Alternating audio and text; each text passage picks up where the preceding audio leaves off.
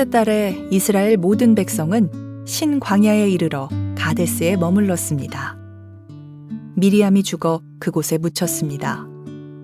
그곳에는 백성이 마실 물이 없었습니다. 그래서 그들은 모세와 아론에게 몰려들었습니다. 그들이 모세와 다투며 말했습니다. 우리 형제들이 죽을 때 우리도 여호와 앞에서 죽는 것이 나을 뻔했소. 당신은 왜 여호와의 백성을 이 광야로 끌고 왔소? 우리와 우리 짐승을 여기서 죽일 작정이오. 왜 우리를 이집트에서 이 끔찍한 곳으로 끌고 왔소? 여기에는 씨 뿌릴 장소도 없고 무화과도 없고 포도도 없고 석류도 없소. 그리고 마실 물조차 없소. 모세와 아론이 백성을 떠나 회막 입구로 갔습니다. 그들은 땅에 엎드렸습니다. 그러자 여호와의 영광이 그들에게 나타났습니다. 여호와께서 모세에게 말씀하셨습니다. 너와 네 형 아론은 백성을 불러 모아라. 그리고 네 지팡이를 가지고 간 후에 백성 앞에서 저 바위에 대고 말하여라. 그러면 저 바위에서 물이 흘러내릴 것이다. 그 물을 백성과 그들의 짐승에게 주어 마시게 하여라. 모세는 여호와께서 명령하신 대로 여호와 앞에서 지팡이를 잡았습니다. 모세와 아론은 백성을 바위 앞으로 불러 모았습니다.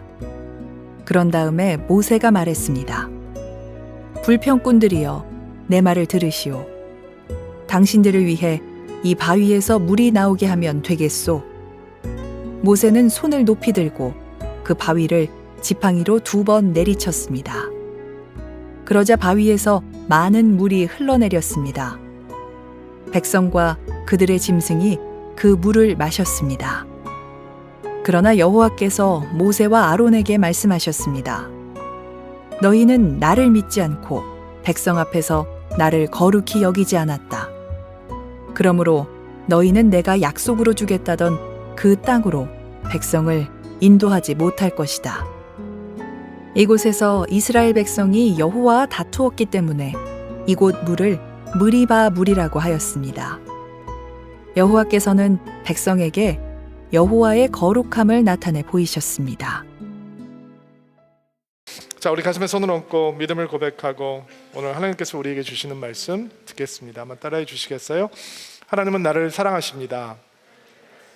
나는 그 사랑 안에 있습니다. 하나님은 오늘 나에게 말씀하실 것입니다.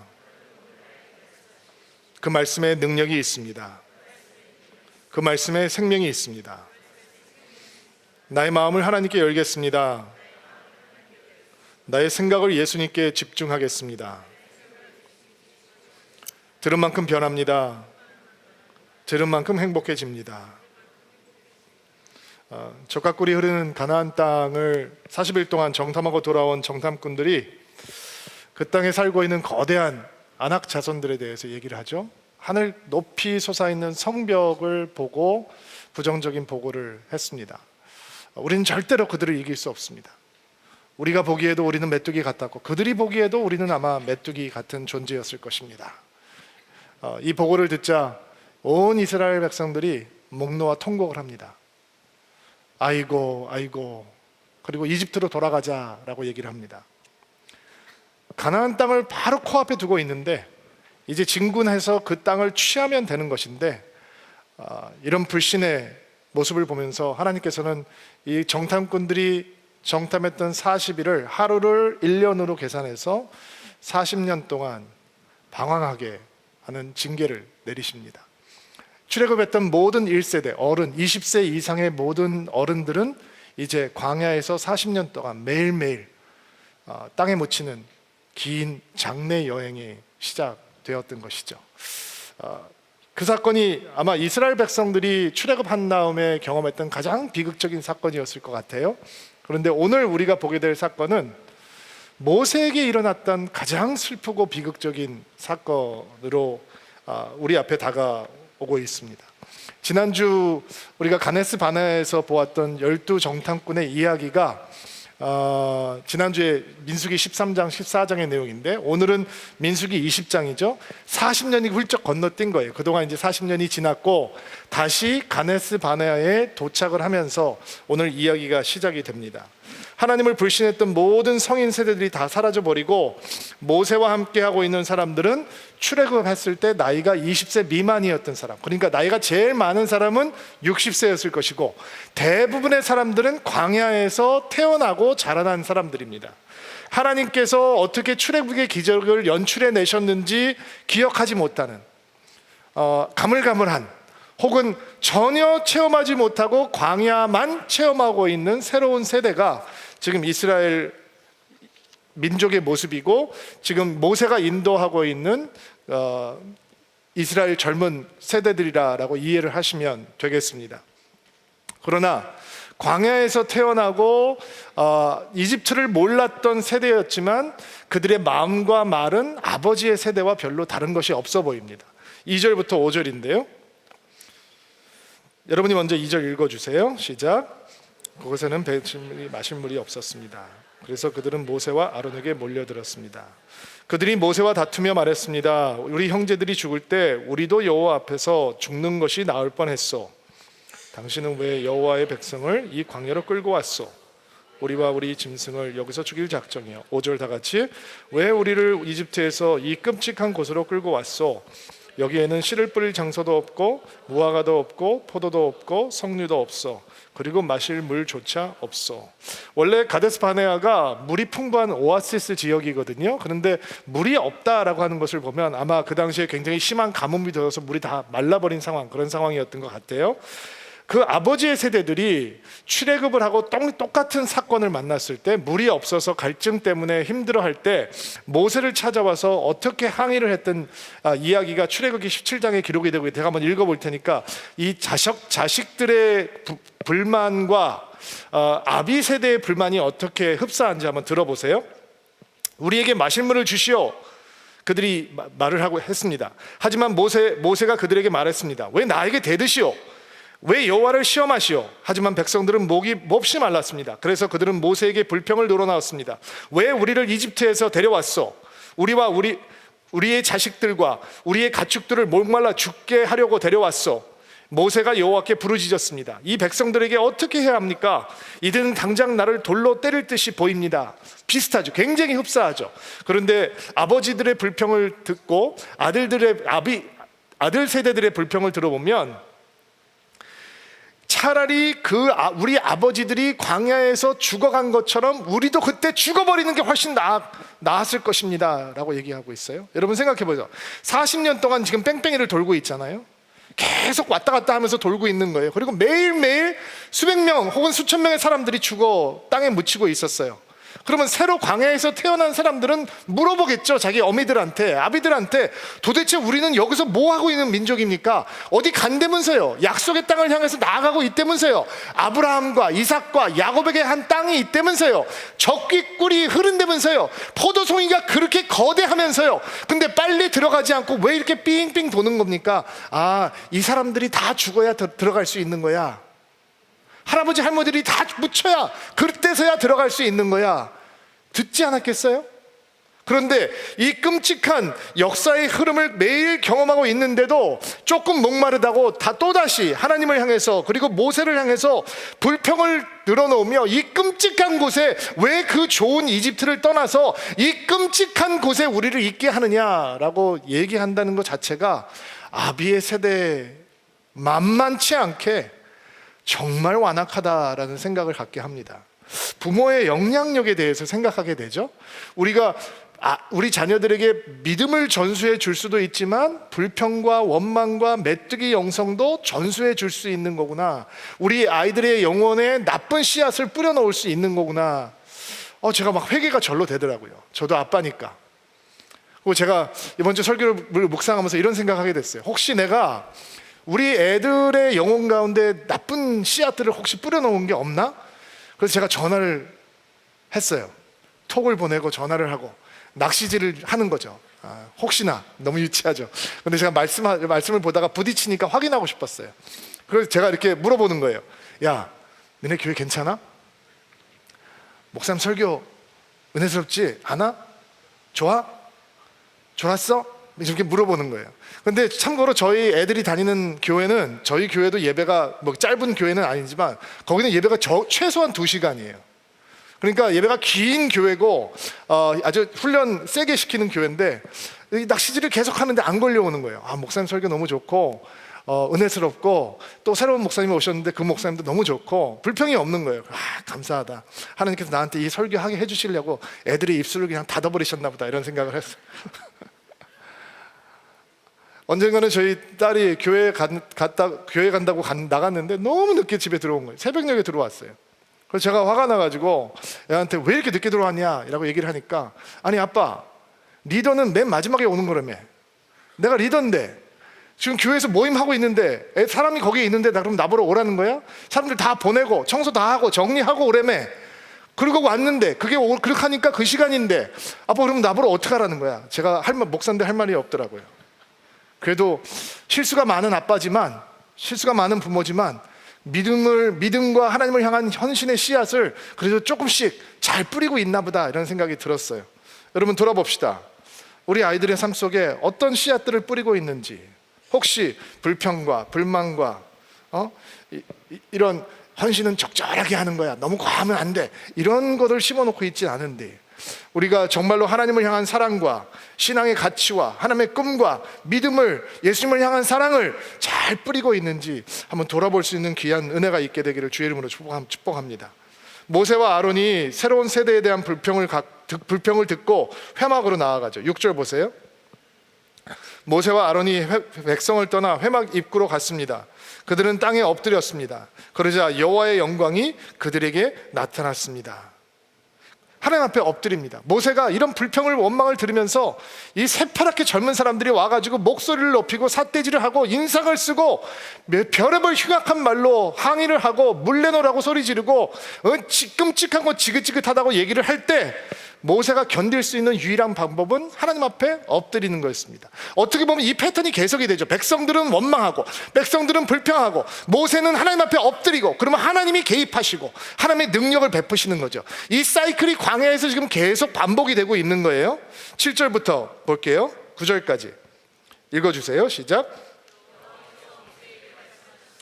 너와 내 형 아론은 백성을 불러 모아라. 그리고 내 지팡이를 가지고 간 후에 백성 앞에서 저 바위에 대고 말하여라. 그러면 저 바위에서 물이 흘러내릴 것이다. 그 물을 백성과 그들의 짐승에게 주어 마시게 하라. 9절.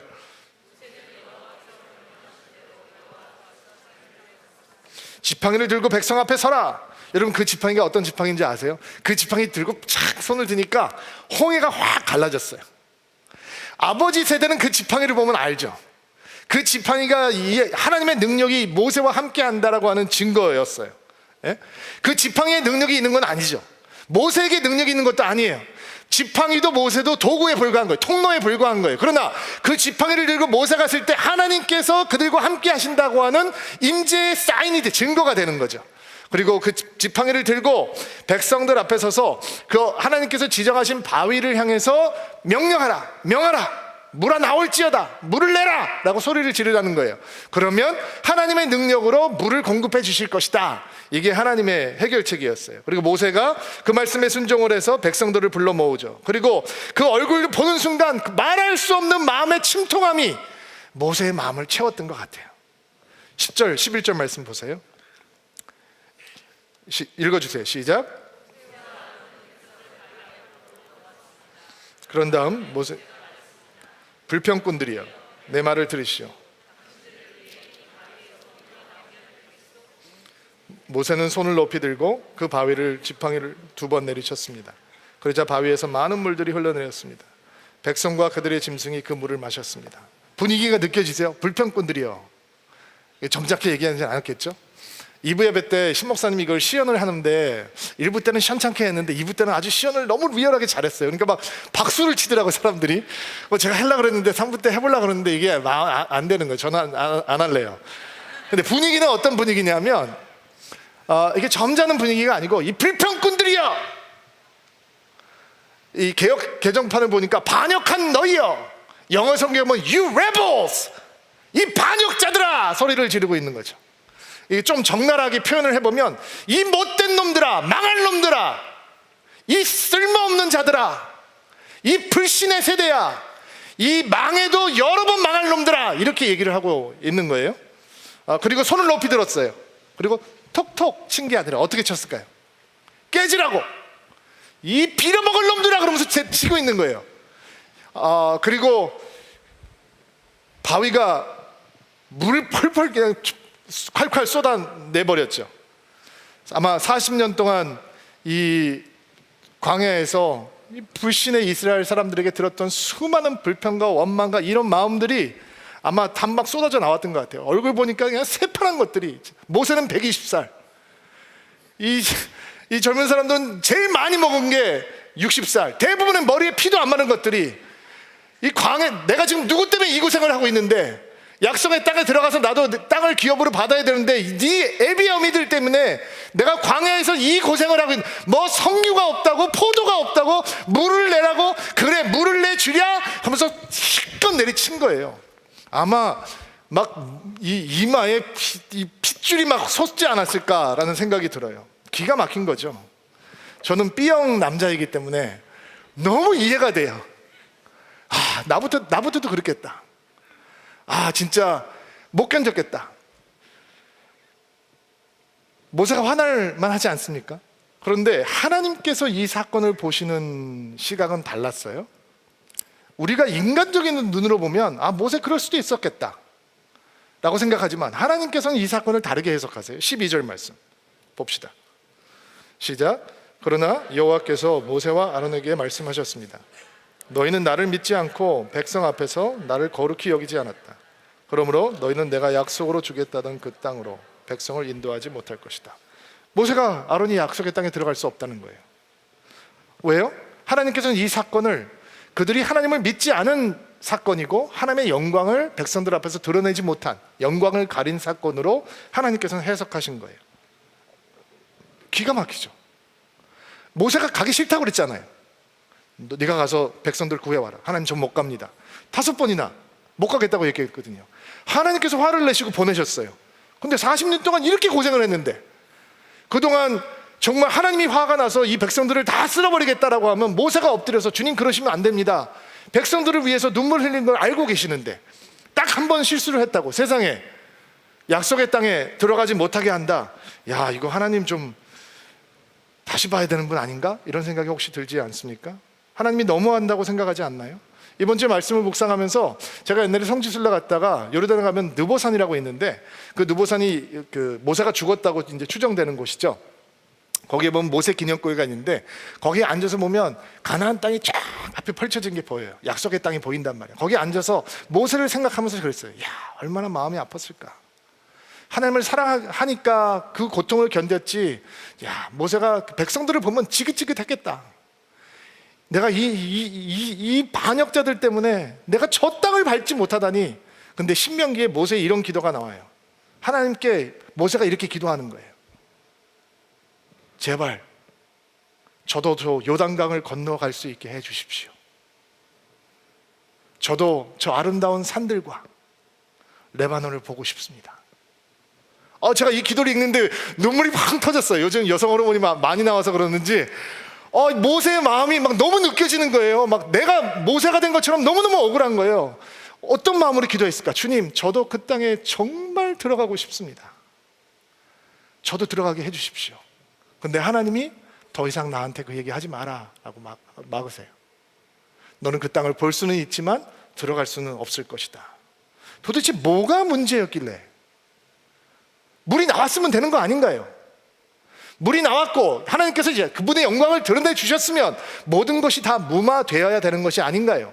그러나 하나님께는 아니었습니다. 도대체 모세가 저지른 죄가 어떤 것이기에, 그 정체가 무엇이기에 하나님께서 모세가 더 이상 하나님의 백성들을 약속의 땅으로 인도할 수 없다라고 얘기를 하고 있는 걸까요? 그 죄의 정체를 파헤쳐 보면 3가지예요. 첫째, 교만이라고 하는 죄가 있었고, 2번째, 불순종이라고 하는 죄가 있었고, 3번째, 분노, 혈기라는 죄가 감추어져 있는 거예요. 자, 첫 번째, 이 모세가 저질렀던 실수는 교만이라고 하는 죄였어요. 10절 말씀을 개역 개정판으로 읽어볼게요. 읽어주시겠어요? 시작. 모세와 아론이 회중을 그 반석에 모으고, 안 나오나요? 10장 10절 말씀 개역 개정판으로 읽어주세요. 시작.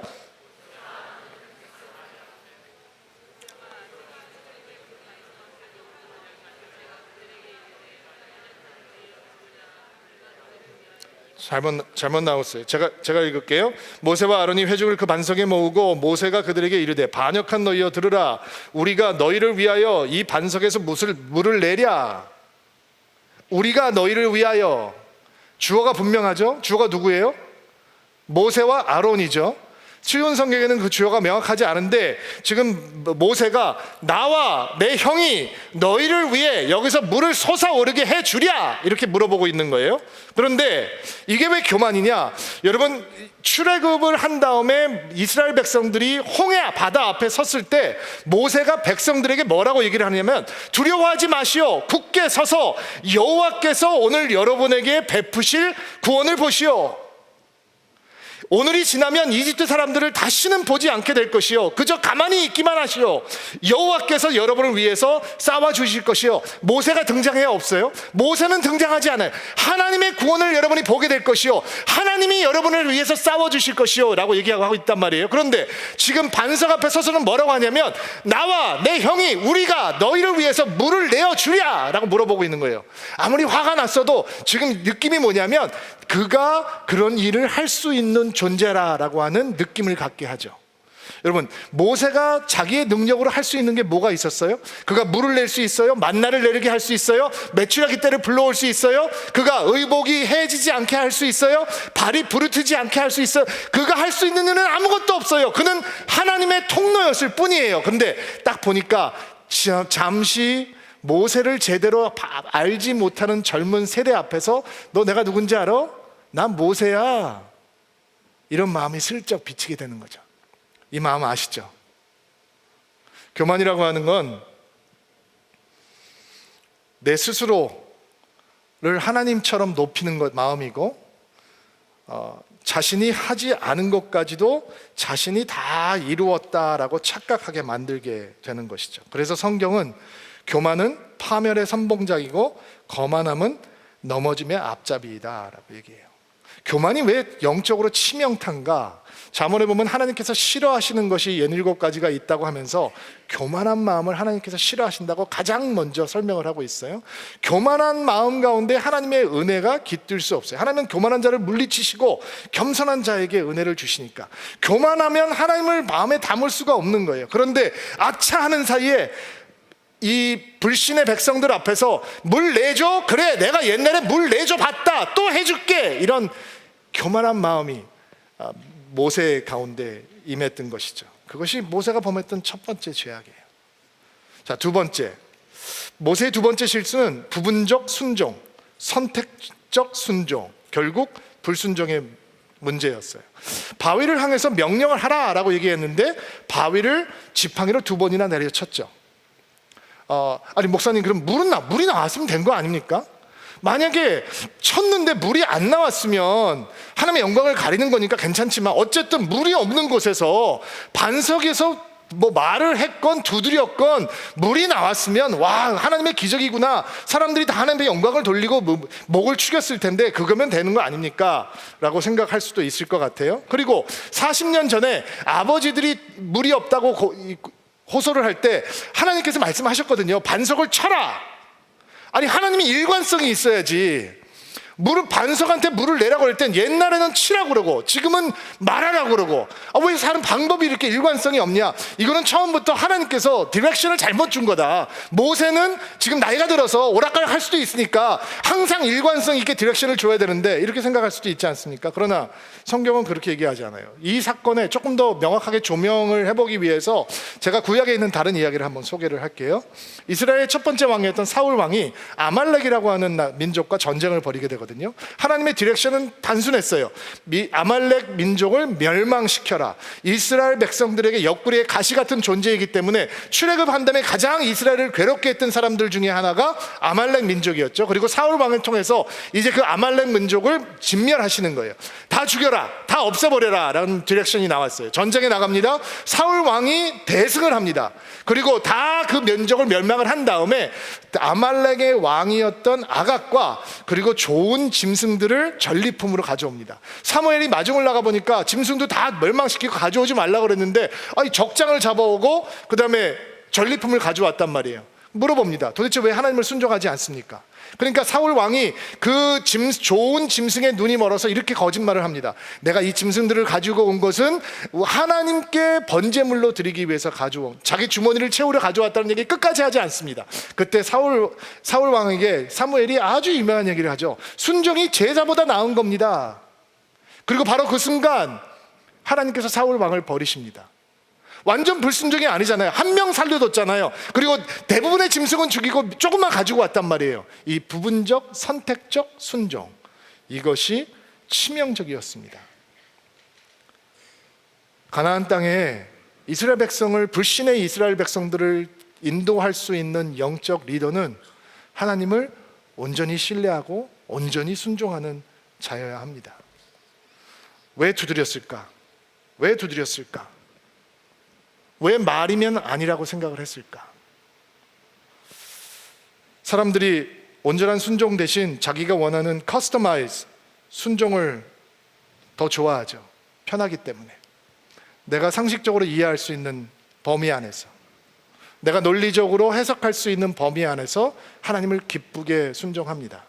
내가 수긍하고 동의할 때 하나님을 기쁘게 따라갑니다. 그러나 그것은 순종 아닙니다. 순종은 온전히 내가 동의하지 않고 내가 이해할 수 없어도 때로는 하나님께서 가라 하는 길을 기쁘게 갈 수 있는 것이 믿음입니다. 욥기에 보면 하나님과 욥이 논쟁하는 장면이 등장합니다. 욥이 너무 잘난 척을 하니까 하나님께서 이런 질문들을 쏟아내세요. 그래? 네가 그렇게 잘 알아? 너 그럼 내가 질문을 좀 해볼게. 답해볼 수 있겠어? 이 땅의 기초를 놓았을 때 너 거기 있었어? 이 땅의 크기를 정할 때 너 거기 있었어? 바닷물이 태를 열고 나오는 아기처럼 넘쳐 흐를 때 바다가 넘치지 못하도록 한 게 누구야? 바다야, 여기까지. 한계를 정해놓은 게 누구야? 너 아침한테 명령을 해봤어? 새벽에게 돌아갈 자리를 말해줘 봤어? 너 바다 근원에 들어가 본 적이 있어? 죽음의 그림자들의 문을 본 적이 있어? 빛의 근원지를 가는 길이 어딘지 알아?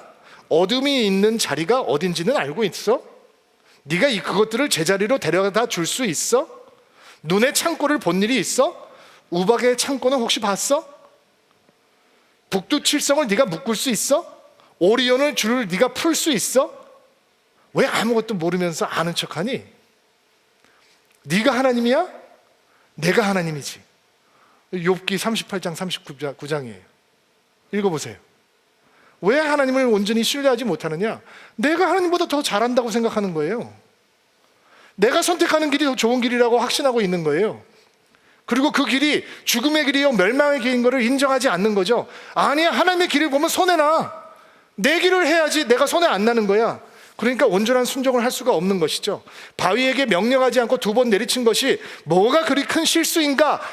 부분적 순종은, 선택적 순종은 하나님을 향한 철저한 불순종이기 때문에 그런 거죠. 그래서 모세가 약속의 땅에 들어갈 수 없는 거예요. 온전히 순종하는 믿음이 있는 사람들이 약속의 땅을 밟는 것입니다. 마지막 이 모세의 실수는 분노였습니다. 혈기였어요. 새파랗게 어린 것들이 와서 왜 우리를 이렇게 끔찍한 땅으로 끌고 왔느냐 항의하면서 물을 요구했을 때 얼마나 화가 났을까요? 감당이 안 됐을 거예요. 그렇지 않아도 억울한데 자기가 책임이 있는 것처럼 이렇게 얘기하는 새로운 제너레이션을 보면서 얼마나 마음이 무거워졌겠어요. 지팡이를 들고 그 앞에 서니까 마음이 무너졌던 것 같아요. 그래서 소리치고 있는 거예요. 이 반역자들아, 이 망할 자들아, 이 믿음이 없는 불신의 사람들아. 혈기와 분노가 지팡이를 반석을 내리치게 만들었던 것이죠. 여러분, 모세가 광야로 도망치게 되었던 이유도 혈기 때문이 아니었나요? 그래서 우리는 혈기에 대한 생각을 좀 해봐야 돼요. 분노에 대한 생각을. 요즘 우리 사회가 분노 조절 장애 때문에 생기는 온갖 이 갑질 횡포 사건들, 또 분노와 관련된 강력 범죄들 이런 것들 너무 자주 보잖아요. 그리고 뭐 인터넷을 들어가면 그 댓글에 실려 있는 온갖 거친 감정들 쏟아져 나오는 것들을 너무 일상처럼 대하고 있기 때문에 우리는 이 분노에 대한 생각을 조금 안 해볼 수가 없어요. 분노에 대한 가장 큰 오해 중에 하나는 분노는 빨리 풀어줘야 된다라고 생각을 하고 있는 거죠. 여러분 스트레스 해소방이라고 있는 거 아세요? 스트레스를 해소시키는 공간이 있어요. 15분 단위로 그 방을 빌려서 들어가면 헤드기어 쓰고 그 다음에 접시 주고 망치 주고 야구 방망이 주고 가전제품 하나 거기다 갖다 놔주고 15분 동안 집어 던지고 부시고 때리는 거예요. 마네킹을 갖다 놓고 야구 방망이로 그거 막 흔드는 거예요. 그러면 사람들이 15분 동안 그냥 땀을 흥건할 정도로 숨이 찰도록 망치를 휘두르고 야구 방망이를 휘둘러서 스트레스를 해소하고 분노를 해소하고 나오라는 거죠. 그러면 이게 1970년대부터 등장한 이 분노 분출 치료법인데 시원하게 풀어버리면 분노가 사라진다. 근데 분노는 푼다고 사라지지 않아요. 여러분 생각해 보세요. 여러분 화내는데 다 입신의 경지잖아요. 다 구단, 분노 구단, 그렇죠? 다 화 잘 내보셨잖아요. 근데 화를 내다 갑자기 이렇게 해보셨어요? 막 열심히 화를 내는데 화가 다 빠졌어. 그래서 여기까지. 이제 화 안 내도 돼. 다 화가 이제 없네. 자, 그럼 여기까지 할게요. 자, 끝났습니다. 돌아가세요. 해보셨어요? 화는 쏟아부으면 쏟아질수록 더 커져요. 아마 부모님들이 이런 경험 있으실 거예요. 큰애를 야단치고 있는데 막 열이 올라요. 근데 둘째가 들어와요. 그러니까 둘째를 보니까 또 다른 생각이 나는 거야. 너도 이리 와봐. 이렇게 얘기 되잖아요. 분노는 분출하면 분출할수록 더 커질 수밖에 없어요. 괴물처럼 변하게 되는 거죠. 사람들이 분노를 표현하는 방법들이 있어요. 대부분의 사람들이 화라산이죠. 그래서 스트레스 해소방 같은 게 있는 거예요. 막 폭발하고 터트리면 된다라고 생각해요. 본인은 뒤끝이 없다라고 생각하지만 그 사람 옆에 있으면 다른 사람들이 다 뒤끝 있게 되는 거죠.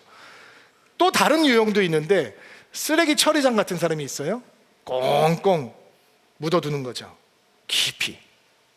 근데 쓰레기 처리장 가면 유독 가스가 나오잖아요. 가스가 스물스물 나오거든요. 이 보관형으로 분노를 해결하는 사람들도 가스가 나와요. 그래서 자매님들은 남편한테 화가 나면 이게 담아두고 있는데 유독 가스가 나오니까 남편이 매운 거 분명히 못 먹는 거 뻔히 알면서 콩나물국에다가 청양고추 팍팍 넣어가지고 줄 때는 청양고추 싹 걷어서 이렇게 주는 거죠. 남자들은 아내한테 화가 나면 뭐라고 얘기는 못하고 분출형이 아니니까 아내가 양말 뒤집어 놓으면 제일 싫어하는 거 하면서 빨래통 가서 양말 다 뒤집어 놓고 나오는 거예요. 이게 유독가스가 새 나오는 사람들의 유형이에요. 디나이어 형도 있죠. 부정하고 부인하는. 나 화 안 났어. 아무렇지도 않아. 화 안 났다니까. 이런 사람들. 참 분노라고 하는 것이 우리와 하나님과의 관계를 망가뜨리기 때문에 그 분노가 우리 안에 다가올 때 그것을 어떻게 해결하는지 성경을 하나님의 말씀을 통해서 배워야 돼요. 자본 말씀에 왕이 노하면 사람을 죽일 수 있으나 지혜로운 자는 그 진노를 풀게 한다. 분노를 풀게 하는 것은 지혜로운 하나님의 지혜죠. 그럼 지혜는 어디서 오는 것이냐?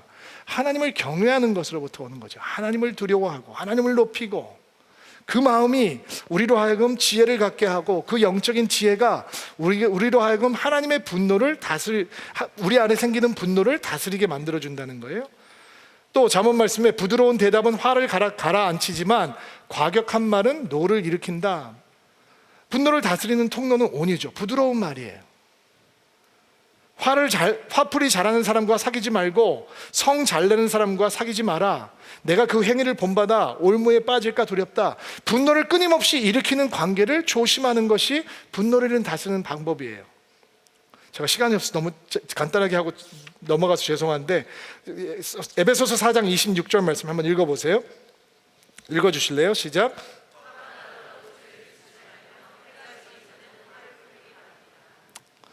자, 여러분들 아마 읽어보신 말씀일 텐데 화가 나더라도 죄를 짓지 말며 해가 지기 전에 화를 풀기를 바랍니다. 저는 이 말씀을 부부에서 우리 가정에서 어떻게 적용을 해봤냐면 결혼하고 신혼 때 부부싸움을 크게 했어요. 한참 싸웠어요. 저는 B형, 우리 아내는 A형. 내가 말도 많이 하고 표현도 아주 적극적이고 저희 아내는 굉장히 절제가 있는 사람이에요. 그래서 다퉜어요. 그때는 제가 제 아내를 이길 수 있다라고 착각하던 시절이었어요. 그리고서 이제 이 말씀을 제가 아니까 밤에 자기 전에 침대에 앉아가지고 저희 아내한테 이렇게 얘기했어요. 이리 와봐. 우리 오늘 다퉜지만 해가 졌으니까 자 이제 풀자. 손잡고 기도하자. 이렇게 얘기했어요. 저희 아내가 저를 이상한 눈초리를 쳐다보더라고요. 근데 저는 말씀에 순종해야 하니까 하나님, 제가 막 기도를 했어요. 그런데 아내가 기도를 안 하는 거예요.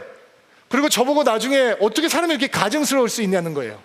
싸울 때 그 모습이 아니었는데 하나님의 이름을 부르면서 서로 용서하자, 이제 털어버리자, 툭툭 털고 오늘 이제 굿나잇 하고 자자는 거예요. 사람 감정이 그렇게 해결이 되나요? 해결이 안 되죠. 그럼 이 말씀이 뭐 어떤 의미일까요? 고민 안 해볼 수가 없죠. 분노가 솟을 때, 화가 나서 막 심장이 벌렁거릴 때 우리는 그 분노와 혈기 때문에 범죄하지 않을 수 있다는 거예요. 그러면 화가 솟을 때 범죄로 이어지지 않도록 하는 영적인 습관이 있으면 우리에게 도움이 되겠죠. 제가 여러분에게 한 가지 표현을 알려드리려고 하는데 한번 따라해 보시겠어요? 큰 소리로. 괜찮아, 괜찮아. 다시. 괜찮아, 괜찮아. 그럴 수도 있지. 교회 왔는데 예배가 별로예요. 막 화가 나요. 내가 누구 데리고 왔는데 별로야, 예배가. 괜찮아, 괜찮아. 그럴 수도 있지. DBS 갔는데 누가 나눔을 기게 해요. 중요하지도 않은 말을 막 내가 시간 들여서 왔는데 다른 사람도 은혜를 안 되게 막 얘기를 하는 거예요. 괜찮아, 괜찮아. 그럴 수도 있지. 운전하는데 누가 팍 들어오는데 내 육신의 봉성이 확 솟아나게 운전을 하는 거예요. 그러면 그걸 따라가면 분노 때문에 하나님과 멀어지게 되는 것이고, 그러니까 얘기할 수 있겠죠. 괜찮아, 괜찮아. 그럴 수도 있지. 배우자가 우리한테 함부로 하네. 괜찮아, 괜찮아. 그럴 수도 있지. 어쩌면 이 말 한마디가 우리가 분노 때문에 무너지지 않는 믿음의 인생으로 살아가는데 굉장히 큰 도움이 될지 몰라요. 화가 솟아올라요. 근데 그 화를 따라가면 하나님의 의를 이루지 못해요. 모세처럼 넘어지는 거예요. 구원을 잃지는 않아요. 그러나 구원의 기쁨이 사라져요. 하나님의 약속의 땅을 밟을 수 있는 특권이, 이 하나님의 백성들을 인도할 수 있는 특권이 우리로부터 멀어지기 시작하는 거예요. 하나님이 슬퍼하세요, 우리가 분노할 때. 그러니까 우리는 그 분노가 떠오를 때 우리 스스로를 향해서 외칠 수 있어야 되는 거죠. 괜찮아, 괜찮아. 그럴 수도 있지. 교만과 불순종과 분노의 날카로운 공격을 겸손과 순종과 이 하나님의 지혜로, 하나님의 부드러운 언어로 막아내는 믿음의 인생이 되기를 주의 이름으로 축복합니다. 자, 기도합시다. 가슴에 한번 손을 얹고 안수하시고요.